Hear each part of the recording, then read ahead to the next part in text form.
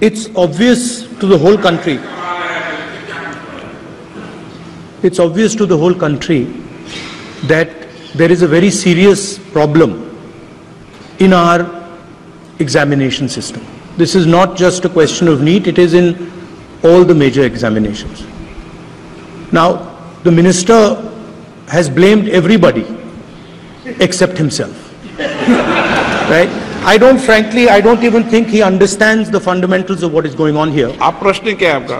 आ रहा हूं सर। ये मैं क्वेश्चन को सेटअप कर रहा हूं। प्रश्न पूछते हैं the issue is that there are millions of students in this country who are extremely concerned at what is going on and who are convinced that the Indian examination system is a fraud. That is what is at stake here. Millions of people believe that if you are rich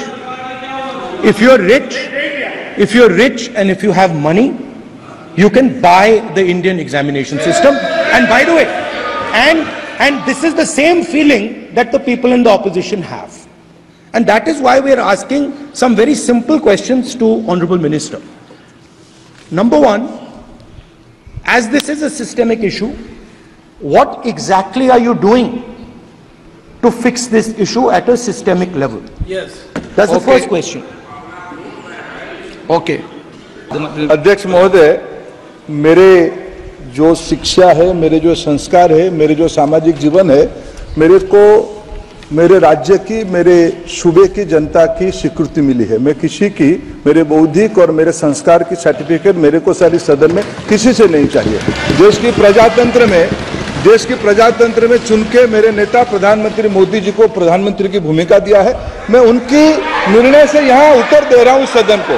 बाकी ये कहना चिल्लाने से सच झूठ नहीं हो जाएगा साहब। ये जो कहा गया देश की अभी की एग्जामिनेशन सिस्टम रबिश है सर, इससे दुर्भाग्यजनक बयान देश की नेता प्रतिपक्ष का कुछ नहीं हो सकता है सर। मैं कठोर शब्द से इसको निंदा करता हूं।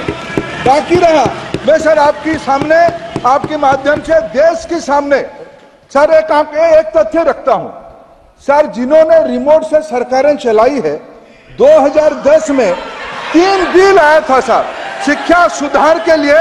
उन्हीं की पार्टी के नेता आदरणीय कपिल सिब्बल साहब 3 बिल लाए थे। उसमें से एक बिल था एजुकेशन, उसमें एक बिल था prohibition of unfair practice bill 2010, जिसके उद्देश्य एजुकेशन इंस्टीट्यूशन में माल प्रैक्टिस को बंद करना। सर मेरे सरकार की हिम्मत है, अभी हमने पब्लिक एग्जामिनेशन की रेगुलरिटीज में बिल लाए, कानून बनाए। क्या मजबूरी था कांग्रेस पार्टी की, क्या मजबूरी था नेता प्रतिपक्ष की? उन्होंने उस बिल को उल्टा किया, किसके दबाव में उल्टा किया? क्या निजी मेडिकल कॉलेज की दबाव में, उनकी घूसखोरी की दबाव में उन्होंने उस बिल को उल्टा किया था? सच सुनने की सामने नहीं है ये। मैं किसी की विद्वता पे प्रश्न नहीं उठाता हूं, लेकिन सच 2010 में शिक्षा सुधार की बिल उन्हीं की सरकार ने लाया था, दबाव में उन्होंने उल्टा किया। ये हमको प्रश्न पूछते